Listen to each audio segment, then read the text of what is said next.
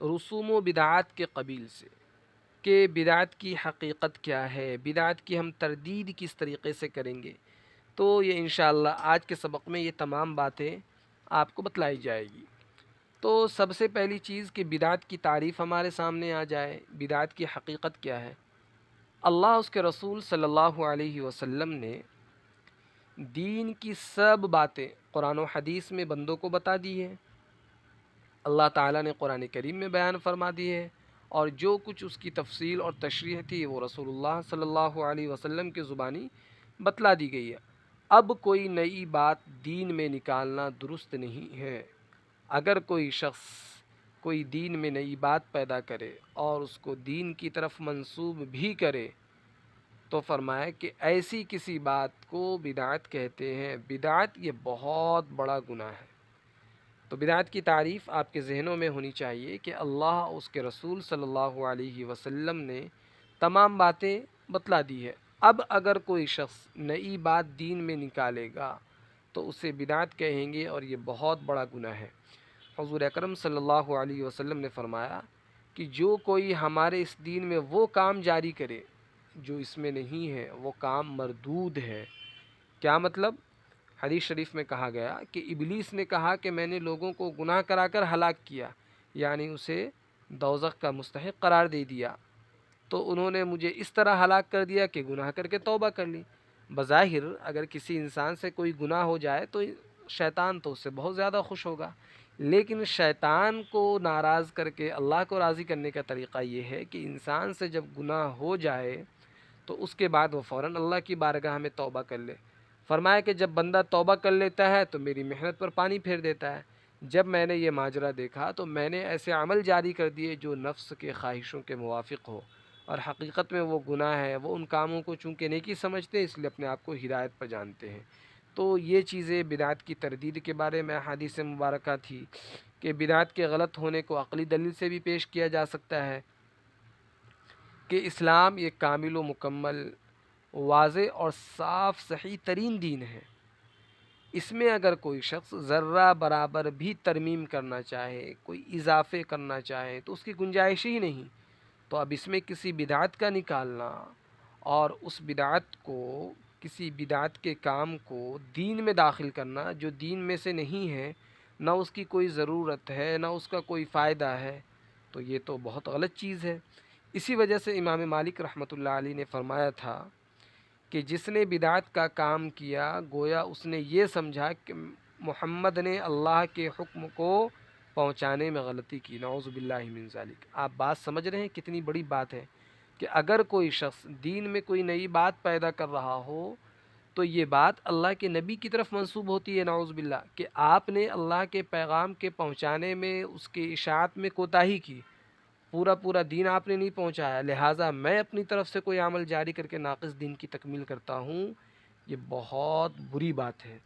اسی لیے حضور اکرم صلی اللہ علیہ وسلم نے حدیث شریف میں فرمایا کہ بے شک اللہ تعالیٰ نے بہت سے فرائض مقرر کیے، اللہ نے بہت سے فرائض مقرر کیے، سو ان کو تم ضائع نہ کرو۔ اللہ نے جتنے فرائض دیے ان کو ضائع مت کرو۔ اس نے بہت سی چیزوں کو حرام قرار دیا، تم اس کا ارتکاب مت کرو، تم اس میں ملوث مت ہو جاؤ، اور اس نے حدود مقرر فرمائی ان سے آگے مت بڑھو، اور اس نے بہت سی چیزوں کے بارے میں خاموشی اختیار فرمائی ہے، یہ خاموشی بھولنے کی وجہ سے نہیں ہے، سو ان کو مت کرے دو۔ معلوم یہ ہوا کہ یہ تمام باتیں جو بتلائی جا رہی ہے احادیث مبارکہ کے حوالے سے کہ بہت سارے فرائض ہیں اس میں کوتاہی مت کرو، اللہ نے بہت سی چیزوں کو حرام قرار دیا لہٰذا آپ اس کا ارتکاب نہ کرو، آپ ان چیزوں پر عمل نہ کرو، حرام میں داخل مت ہو جاؤ، اس نے کوئی حدود مقرر فرمائی ہے ان حدود سے آگے مت بڑھو۔ اسی طریقے سے اللہ نے بہت سی چیزوں کے متعلق خاموشی اختیار کی ہے، لہٰذا آپ خاموشی یہ نہ سمجھو کہ نعوذ باللہ اللہ بھول گئے ہیں، بلکہ اللہ نے ان کو خاموشی میں رکھا ہے، تو آپ اس کے کھود و کرید میں مت لگو۔ اسی طریقے سے فرمایا کہ حدیث شریف میں حضور اکرم صلی اللہ علیہ وسلم نے ارشاد فرمایا کہ چار چیزوں سے بچو، چار چیزوں سے بچو۔ بچو کا مطلب یہ ہے کہ چار چیزوں میں کوتاہی مت کرو، نمبر 1، فرائض کی پابندی کرو، فرائض میں کسی قسم کی کوتاہی مت کرو، کوتاہی کرنے سے بچو۔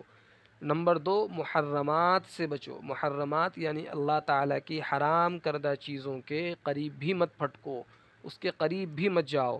نمبر 3، حدود خداوندی سے آگے نہ بڑھو، اللہ نے جو حدود مقرر کر دیے ہیں کہ یہ جائز ہے، یہ ناجائز ہے، یہ حرام ہے، یہ حلال ہے، یہ جو حدود ہے اللہ کے، ان سے آگے مت بڑھو۔ اور چوتھی چیز، جن چیزوں کے حلال و حرام کے بارے میں کچھ نہیں فرمایا گیا ان میں جو ہے کھود و کرید سے بچو، جس چیز کے بارے میں مطلق ہے آپ اس کی تفصیل میں جانے کی کوشش مت کرو۔ فرمایا کہ کیا یہ کہنا صحیح ہے کہ فرائض اور محرمات جو قرآن میں بیان کر دیے گئے وہی کافی ہے؟ دیکھیے، جو فرائض، جو محرمات قرآن مجید میں بھی ہے اور حدیث شریف میں بھی ہے، اور فرقہ منکرین حدیث جو یہ کہتا ہے کہ صرف قرآن پر عمل کر لینا کافی ہے، یہ جہالت اور بے دینی کی بات ہے۔ اس لیے کہ جہاں آمنتو باللہ و ملائکتہ و کتبہ و رسولہ کی بھی وہاں پر شرط ہے کہ رسولوں پر ایمان لانا، کتابوں پر ایمان لانا، تو یہ تمام کی تمام چیزیں ضروری ہے۔ اسی طریقے سے حدیث مبارکہ کے بارے میں قرآن کریم میں ارشاد ہے کہ جو کچھ رسول دے اسے لے لو، جو کچھ رسول دے اسے لے لو، یعنی رسول تمہیں جو کچھ دے وہ لے لو، جس چیز سے روکے وہ رک جاؤ۔ آپ فرما دیجئے اللہ تم سے محبت رکھتے ہیں، تم میری اتباع کرو، اللہ تم سے محبت فرمائیں گے۔ یہ تمام کے تمام قرآن کی آیات ہیں، یہ قرآن کے ترجمے آپ کے سامنے پیش کیے جا رہے ہیں۔ فرمایا کہ یہ تمام کی تمام چیزیں ہمیں سمجھنی ہے، اس پر عمل کرنے کی کوشش کرنی ہے۔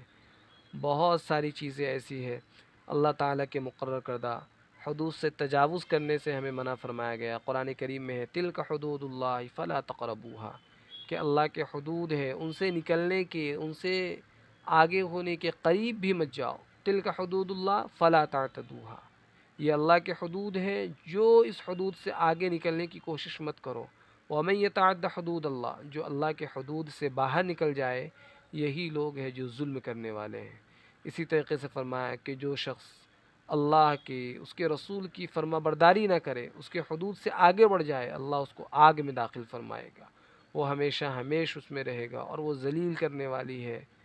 تو معلوم یہ ہوا کہ بہت ساری چیزیں ایسی ہیں جس سے متعلق ہمیں جاننا ہے، سمجھنا ہے اور اس کی تفصیلات میں جانے کی کوشش کرنا ہے، لیکن بعض چیزیں ایسی ہے جس کی تہ میں جانے کی ہمیں کوشش نہیں کرنی چاہیے۔ اسی میں سے ایک مسئلہ تقدیر کا مسئلہ ہے۔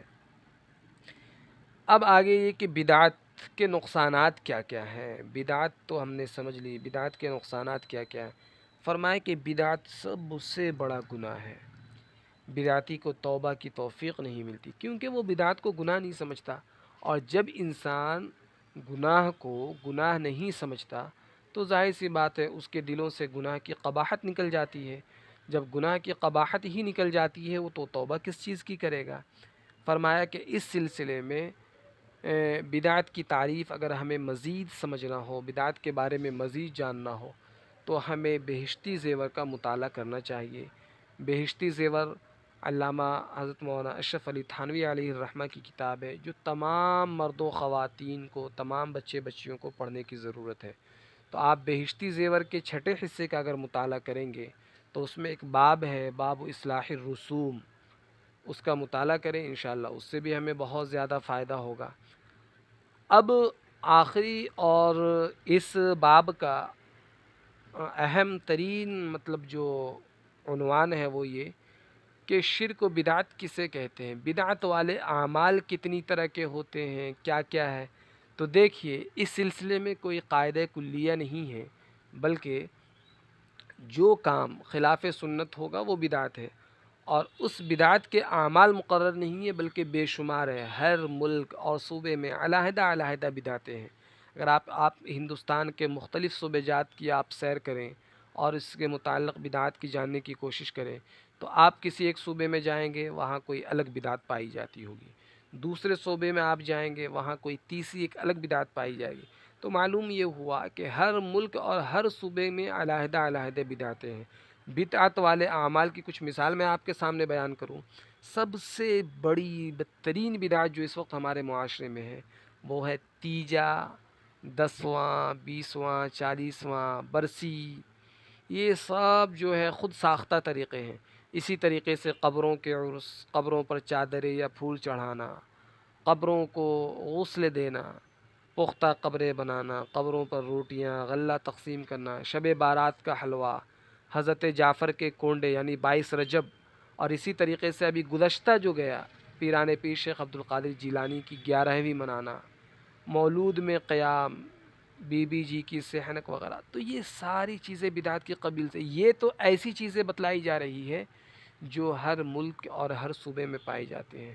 اس کے علاوہ بھی کئی طریقے کی بدعتیں ہیں، مزید شرکیہ بدعت وہ کیا کیا ہیں، وہ اس میں سے ہے پیر کو سجدہ کرنا۔ کیا مطلب؟ کوئی بزرگ ہے، کوئی پیر ہے، اسی طرح اللہ تعالیٰ کے سوا کسی بھی ولی اور بزرگ کو سجدہ کرنا جائز نہیں ہے، یہ حرام ہے، بلکہ ممنوع اور حرام ہے۔ سجدہ کرنے والا، اس کی اجازت دینے والا، دونوں سخت ترین گنہگار ہوں گے۔ یہ حکم اس صورت میں ہے کہ جب سجدہ عبادت کے طور پر نہ کیا جائے۔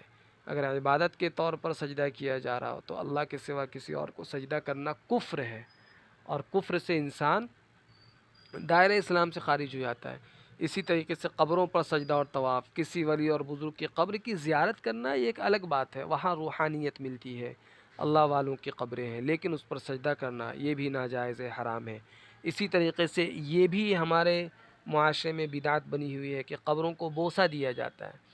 ہماری خواتین اس سلسلے میں بروز جمعرات، یہ بروز پیر قبروں پر جاتی ہے، وہاں چراغاں کرتی ہے، قبروں کو بوسہ دیتی ہے، اس پر رخسار رکھنا، اپنے ہونٹ کو رکھنا، یہ ممنوع اور ناجائز ہے، اس لیے اس میں سجدے کے ساتھ مشابہت پائی جاتی ہے۔ بعض لوگوں کو آپ نے دیکھا ہوگا کہ غیروں میں جب آپس میں وہ لوگ ملاقات کرتے ہیں تو ایک دوسرے کے پیر کو چھو کر آشیرواد لیتے ہیں، وہ بڑوں کی دعائیں لیتے ہیں، یہ ان کا طریقہ ہے، اسلام میں یہ طریقہ نہیں ہے۔ تو اگر جھک کر کسی کے پاؤں کو چوما جائے تو یہ بھی جائز نہیں، کیونکہ یہ بھی سجدے کے مشابہ ہے۔ جھک کر کسی سے ملنا، کہ جب آپس میں ملاقات کرے تو ایک دوسرے کو جھک کر ملے، حدیث مبارکہ میں اللہ کے نبی نے فرمایا کہ بالکل نہیں ملیں گے، بالکل نہیں، اس کی اجازت ہی نہیں ہے۔ اسی طریقے سے اور بھی کچھ بڑے بڑے بدعات ہے، وہ کیا ہے؟ بکرے کا خون ٹائروں پر لگانا۔ بکرے کا جو خون ہوتا ہے نا، بکرے ذبح کرنے کے وقت اس کو ٹائر پر لگاتے ہیں۔ کیا مطلب ٹائر پر؟ کہ جب بھی آفت و مصائب اور بیماریوں سے حفاظت کے لیے مساکین پر صدقہ کرنا، یہ تو بہت اچھی بات ہے۔ حدیث شریف میں جو ہے اس کی تعلیم بھی دی گئی ہے کہ صدقات جو ہے مصیبتوں و بلاؤں کو ٹال دینے والی چیز ہے۔ نیز کوئی جانور ذبح کر کے اس کا گوشت بھی مساکین کو بطور صدقہ دینا ٹھیک ہے، مگر ذبح شدہ جانور کا خون گاڑی کے مختلف جگہوں میں لگانا، جانوروں میں کالے یا کسی اور رنگ میں اضافی اثرات سمجھنا، یہ سراسر جہالت ہے۔ اگر اس کو دین کا کام یا ثواب کا کام سمجھ کر کیا جاتا ہے تو یہ بدعت اور گناہ ہے۔ اسی طریقے سے اس کے علاوہ بعض مواقع مثلا بیماری یا نئی گاڑی خریدنے یا نیا مکان بنانے پر عموماً جانور ذبح کرنا ضروری سمجھا جاتا ہے یا دین سمجھ کر کیا جاتا ہے، تو یہ سب کے سب کیا ہے؟ بدعت کے قبیل میں سے ہے۔ اسی طریقے سے چیلوں کو گوشت پھینکنا، یہ ہمارے معاشرے میں ایک چیز چل رہی ہے کہ بعض علاقوں میں یہ رسم ہے کہ بارش طلب کرنے یا کسی اور حاجت کے لیے لوگ بزرگوں کے مزارات پر جانور ذبح کرتے ہیں۔ پہلی بات تو یہ ہے کہ اللہ کے علاوہ کسی اور کے نام سے جانور ذبح کرنا یہ ناجائز ہے، اور اگر اس جانور مزار والے بزرگ کا قرب حاصل کرنے کی نیت سے ذبح کیا تو یہ تو بالکل حرام ہے، اور اس کا گوشت کھانا بھی جائز نہیں ہے۔ لہٰذا یہ تمام چیزوں سے بچنا ضروری ہے۔ شادی بیاہ میں بھی بہت ساری ہماری رسومات پائی جاتی ہیں۔ محرم میں شادی بیاہ کو کیا سمجھنا؟ ممنوع سمجھنا۔ محرم کا مہینہ ہے، کہتے ہیں غم کا مہینہ ہے، ماتم کا مہینہ، بھائی یہ تمام کے تمام مہینے اللہ کی جانب سے ہیں۔ اس میں دیگر خوشی کو، تقریبات کو ممنوع سمجھنا، اس کو غم کا مہینہ قرار دینا، شریعت میں اس کی کوئی دلیل ہمیں نہیں ملتی ہے۔ حضرت حسین کی شہادت کا غم ایسی چیز نہیں کہ صرف اس دن یا اسی ماہ میں ہوا کرے، بلکہ وہ ہر مسلمان کو ہر وقت ہوتا ہے، لیکن غم کا دن منانا شریعت میں جائز نہیں ہے۔ لہٰذا شوہر کے علاوہ، شوہر کے سوا کسی اور کی موت پر سوگ کرنا شرعاً اس کی اجازت نہیں ہے۔ یہ صرف بیوی کے لیے حکم ہے کہ شوہر انتقال کر جائے تو اس کے لیے وہ سوگ منائے۔ لہذا 10 محرم یا محرم کے دیگر ایام میں شادی بیاہ کرنا یہ جائز ہے، علماء نے اس کو جائز قرار دیا ہے، یہ چیزیں کرنی چاہیے۔ لہذا بہت ساری جگہوں میں جو ہے یہ چیزیں ممنوع سمجھی جاتی ہیں جو کہ ناجائز ہے۔ اسی طریقے سے شادی بیاہ میں صحرا باندھنا، جو لوگ دیہات میں ہوتے ہیں ان کو اس بات کا احساس ہوگا، اور وہ لوگ یہ ساری چیزیں دیکھتے ہیں کہ شادی میں دولہے کے سر پر صحرا باندھنے کی رسم ہندوؤں سے لی گئی ہے۔ مسلمانوں کے لیے ہندوؤں کی شکل و صورت اختیار کرنا، صحرا باندھنا، اس سے اجتناب بہت زیادہ ضروری ہے۔ اسی طریقے سے شادی کی اور بھی مزید بہت ساری بدعات ہیں، وہ کیا؟ شادی میں مہندی لگانا۔ بھئی مہندی اگر بچیاں لگا رہی ہے، لڑکیاں لگا رہی ہے، تو یہ ان کے لیے زیب و زینت کی چیز ہے۔ لڑکوں کو مہندی وغیرہ لگانا، صحرا باندھنا، اسی طریقے سے جوتا چھپائی، سالیاں جو ہوتی ہے وہ اپنے بہنوئی کی جوتے وغیرہ چھپائی کرتے ہیں۔ اسی طریقے سے دودھ پلائی وغیرہ، یہ سب کے سب ہندوانہ رسمیں ہیں۔ شادی جیسی مبارک خوشی کو ان جیسی ہندوانہ رسموں سے کیوں ہم گندہ کریں، کیوں آلودہ کریں؟ شادی جو ہے سنت کے مطابق انتہائی سادگی سے انجام دے۔ البتہ اگر شادی کے موقع پر عورتیں اپنے طور پر مہندی لگائیں تو اس میں کوئی حرج نہیں ہے۔ اسی طریقے سے ایک اور بہت بڑی بدعت ہے کہ شادی کے پہلے رمضان میکے میں گزارنا۔ یہ وہ بدعات آپ کے سامنے ذکر کر رہا ہوں جو ہمارے معاشرے میں اس وقت بہت زیادہ سنگین حالات بنا رکھے ہیں، کہ اگر شادی شدہ جوڑا ہے تو وہ یہ کہتے ہیں کہ رمضان کا جو پہلا جو رمضان ہوگا وہ مائکے میں گزارے۔ شریعت میں اس کا کوئی ثبوت نہیں ہے۔ شریعت کی طرف سے آزادی ہے، لڑکی شوہر کی مرضی سے چاہے میکے میں رمضان گزارے یا شوہر کے گھر میں گزارے۔ شریعت کی دی ہوئی اس آزادی کو اپنی طرف سے ختم کرنا اور لڑکی یا اس کے شوہر کو نہ چاہتے ہوئے بھی اس رسم پر مجبور کرنا کہ نہیں بھئی ابھی ہمارے بچی کی نئی نئی شادی ہوئی ہے نا، ابھی ہمارے بچے کی نئی نئی شادی ہوئی نا، یہ ہمارے گھر پر ہی رمضان گزارے۔ اب اگر لڑکے والے ایسا مطالبہ کریں، پھر لڑکی والے بھی مطالبہ کریں، تو آپ جان لیں کہ کیا معاملہ ہوگا۔ صرف اختلافات ہی اختلافات پائے جائیں گے، تو لہٰذا اس کی بھی گنجائش نہیں ہے۔ یہ بھی ایک غلط ہے، بدعت ہے۔ اسی طریقے سے منگنی یا شادی کے موقع پر مٹھائی اور کپڑوں کا لین دین کرنا۔ عموماً ایسے موقع پر جو ہے مٹھائی اور کپڑے وغیرہ دینے کو لازم سمجھا جاتا ہے کہ بھئی ہماری بچی کا رشتہ پکا ہو گیا ہے نا، اب تو منگنی ہو گئی، لہٰذا اب مٹھائی دے۔ تو دینا ایک خوشی کی بات ہے، دے سکتے ہیں، لیکن اس کو لازم سمجھنا، نہ کرنے والے کو ملامت کرنا کہ بھئی ان کی لڑکی کا رشتہ ہو گیا۔ کتنے بخیل لوگ ہیں، بالکل کچھ تقسیم بھی نہیں کرتے، کوئی دعوت بھی نہیں کرتے، ان پر لعن طعن کرنا۔ اور اسی خوف کی وجہ سے غریب آدمی کیا کرتا ہے؟ قرض وغیرہ لے کر، ناجائز طریقوں سے کما کر ان رسموں کو پورا کرنے کو ضروری سمجھتا ہے۔ نیز یہ چیزیں قرض سمجھ کر دی جاتی ہے، لی جاتی ہے، پھر دوسرے موقع پر واپس کرنے کو ضروری خیال کیا جاتا ہے۔ کیا مطلب واپس کرنے کو؟ اگر کسی بچی کے رشتہ ہوا اور رشتہ ہونے کے بعد ہم نے ان کو کوئی چیز پیش کی کہ بھئی مبارک ہو آپ کی بچی کا رشتہ ہوا، تو اب پھر ہم اس بات کی کوشش میں لگے رہتے ہیں کہ جب ہماری بچی کا رشتہ ہو تو ان کی طرف سے بھی گفٹ آنے چاہیے۔ تو یہ تمام کی تمام چیزوں سے ہمیں احتیاط کرنا بہت ضروری ہے۔ اور سب سے آخری چیز کہ رسم جہیز، یہ جو جہیز کا آج کل بڑا سنگین مسئلہ چل رہا ہے، بہت ساری گھر جو ہے اس کی وجہ سے تباہ ہو رہی ہے، بہت سارے رشتے اچھے ہونے کے باوجود ٹوٹ رہے ہیں۔ شرعی اعتبار سے جہیز کی حقیقت صرف اتنی ہے کہ اگر کوئی باپ اپنی بیٹی کو رخصت کرتے وقت اپنی حیثیت کے مطابق کوئی تحفہ دینا چاہے تو دے دے، لیکن وہ نہ دے سکے تو وہ شادی کے لیے کوئی لازمی شرط نہیں ہے، نہ سسرال والوں کو کوئی حق پہنچتا ہے کہ وہ اس کا مطالبہ کرے۔ اگر کسی لڑکی کو جہیز بالکل نہ دیا جائے کیونکہ ماں باپ کی حیثیت نہیں ہے کہ وہ کچھ دے سکے، انہوں نے کچھ نہیں دیا یا دیا تو بہت کم دیا، تو اس پر برا نہ مانے یا لڑکی کو طعنہ نہ دے، نہ کوئی یہ دکھاوے کی چیز ہے کہ شادی کے موقع پر اس کی نمائش کرے۔ میں واقعتاً ایسے بہت سے میں نے شادیاں دیکھی ہے اپنی اس چھوٹی سی عمر میں کہ لاکھوں کروڑوں بڑھ کے اربوں خرچ کیے جاتے ہیں، اس کی نمائش کی جاتی ہے۔ جب رخصتی ہو جاتی ہے، رخصتی کے بعد لڑکی کو گھر میں لایا جاتا ہے تو باضابطہ جو ہے کمرے میں مکمل وہ چیزیں سجائی جاتی ہے، لوگ اس کی تصاویر لیتے ہیں، باضابطہ اس پر نام لکھا جاتا ہے کہ یہ لڑکی کے باپ نے دیا، یہ لڑکی کے والدہ نے دی، یہ بھائیوں نے دی۔ پھر کیا ہوتا ہے؟ شادی بچی سے کرنے کے بجائے لوگ سامانوں سے شادیاں کرنا شروع کر دیے مال کی لالچ میں، پھر وہ نکاح برقرار نہیں رہتا، بہت جلد طلاق کی نوبت آ جاتی ہے، خلا کی نوبت آ جاتی ہے۔ تو آج کل کے شادی کے موقع پر جہیز کے نام سے جو کچھ دیا جاتا ہے وہ نمود ہے، نمائش ہے، نام ہے کہ دیکھو بھائی فلاں کے بچی کی شادی ہوئی تو 10 گاڑیاں اس کی بارات میں گئی، اس کے سامان میں جو ہے 2 بڑے بڑے ٹرک گئے۔ تو یہ ساری چیزیں نام و نمود کے لیے ہے، لوگوں کی طعن و تشنیع کے خوف سے ہے، اور لازم سمجھ کر دیا جاتا ہے۔ تو لہٰذا اس کی بالکل اجازت نہیں ہے۔ اگر اس کی وجہ سے ہوتا کیا ہے، یہ چیزیں جو ہے معاشرے کے بگاڑ کا نتیجہ ہے۔ غریب والدین کے لیے اپنی بچیوں کا نکاح کرنا وبال جان بن گیا۔ بہت سارے لوگ ایسے ہیں جن کے گھر میں بچیاں کئی ایک ہیں، ان کی شادیوں کی عمر ہو چکی ہے لیکن ان کے پاس مال و دولت نہیں ہے، بیچارے وہ یہ سوچتے ہیں کہ ہماری بچی سے نکاح کون کرے گا، ہماری بچیوں کو اپنے نکاح میں کون لے گا، اس لیے کہ ہمارے پاس مال و جائیداد نہیں ہے۔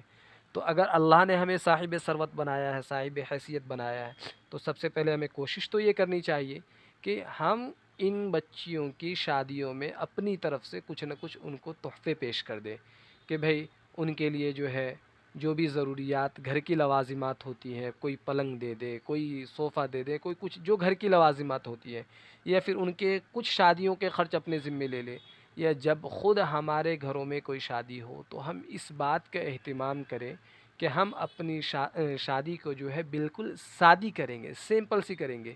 دیکھیے ہوتا کیا ہے، اگر شادیوں کے موقع پر ہم شریعت کو مد نظر رکھیں گے، شریعت کے احکام پر چلیں گے، ناراض ہونے والے کو ہونے دیجیے، اس کی پرواہ نہ کریں۔ اس لیے فرمایا نا کہ اللہ لا طاعت مخلوق فی معصیت الخالق، لا طاعت لمخلوق فی معصیت الخالق، کہ کسی مخلوق کو راضی کرنے کے لیے اللہ کو ناراض کرنا جائز نہیں ہے، بالکل درست نہیں ہے۔ ہاں لوگ ناراض ہوتے ہوں، ناراض ہونے دیا جائے، ہمیں کیا کرنا ہے، اللہ کے احکامات کی تکمیل کرنا ہے، اس پر عمل کرنا ہے۔ لوگ ناراض ہوں گے کتنے دنوں کے لیے ہوں گے، چند دنوں کے لیے ناراض ہوں گے، چند دنوں تک باتیں چلیں گی کہ فلاں کا نکاح ہوا، اتنے پیسے ہونے کے باوجود اس طریقے سے کیے، لیکن معاشرے میں اپنا نام برقرار رکھنے کے لیے، نام و نمود کے لیے اس چیز کو کرنا، یہ سراسر کیا ہے،